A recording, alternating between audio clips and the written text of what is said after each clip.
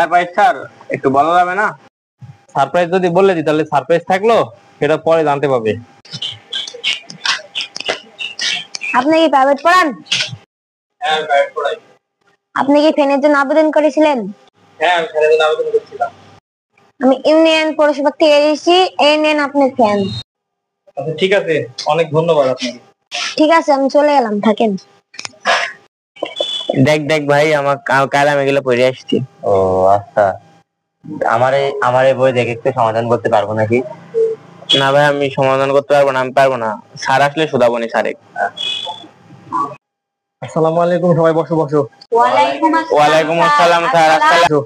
দেখছি তোমরা মারামারি জানানি করছো না, আবার বইলি পড়তে বসছো। ভালো ভালো, অনেক ভালো হয়েছে তোমরা। আজকে আমি আবার লাঠিও আনিনি, তোমার মায়ের বোনা, তাই মুন্ডা অনেক ভালো আছে তো তাই। আর আইজো টুপি পরে আসছেন, খুব গরম নাকি? আর চশমা কো? ওই এত গরম খুব প্রচুর রোদ পড়েছে, আর চশমা একটা থুয়ে আসছি। স্যার, আমার জন্য ফ্যান কিনে আনছেন নাকি আপনি?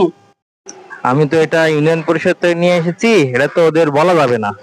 স্যার কি ভাবছেন, কিছু বলেন। ও হ্যাঁ, তোমাদের জন্য ফ্যানটা নিয়ে আসলাম, কিন্তু সমস্যা হলো আমার কাছে তো কোনো মাল্টি প্লাগ নাই। ফ্যানটা চালাবো কি দিয়ে? স্যার, আমার বাড়িতে মাল্টিপ্লার আছে। তোমার বাসায় আছে?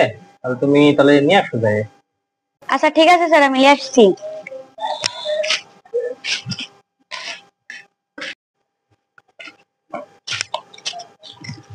এলেন স্যার, মাল্টিপ্লার।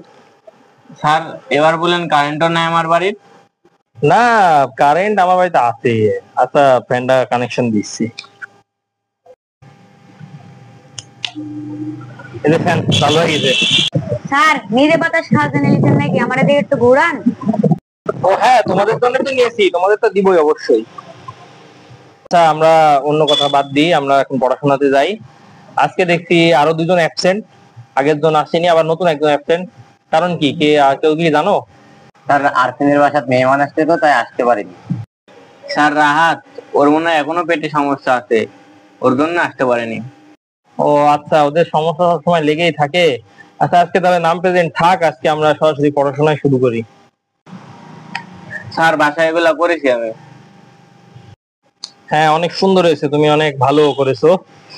হ্যাঁ তুমি তো অনেক জিনিসগুলো করেছো গো, তুমি তো ভালো কাজ করছো বাসায়। ঠিক আছে, এভাবে লেগে থাকো, তাহলে একদিন ভালো কিছু করতে পারবে। স্যার এই অঙ্কটা আমি পাচ্ছি না, একটু বুঝাই দিন। আচ্ছা আচ্ছা ঠিক আছে, আমি এটা বুঝাই দিচ্ছি তোমাকে। আচ্ছা এই প্রশ্নটা হলো, একটি বর্গক্ষেত্রের কর্ণের দৈর্ঘ্য √2 একক হলে ওই বর্গক্ষেত্রের ক্ষেত্রফল কত? আচ্ছা আমরা তো জানি কর্ণের দৈর্ঘ্যের সূত্রটা কি, বলো তো তুমি, কর্ণের দৈর্ঘ্যের সূত্র কি? √2a। হ্যাঁ √2a। তাহলে এখানে বলতে হবে হলো √2a সমান সমান এটা, কর্ণের দৈর্ঘ্যের যে সূত্র দেওয়া আছে এটা সমান এটা। তাহলে এখানে √2 কেটে যাবে, তাহলে a সমান সমান 4 হচ্ছে। তাহলে আর আমরা আরেকটা জিনিস জানি যে বর্গক্ষেত্রের ক্ষেত্রফল কত, বলো তো বর্গক্ষেত্রের ক্ষেত্রফল কত? স্কয়ার। হ্যাঁ হ্যাঁ, বর্গক্ষেত্রের ক্ষেত্রফল a স্কয়ার। তাহলে এখানে যদি বর্গক্ষেত্রের ক্ষেত্রফল বলি তাহলে a এর পুরো স্কয়ার মানে 4 এর পুরো স্কয়ার, তার মানে 16। এখানে অ্যান্সার হবে 16। বুঝতে পেরেছো? জি স্যার।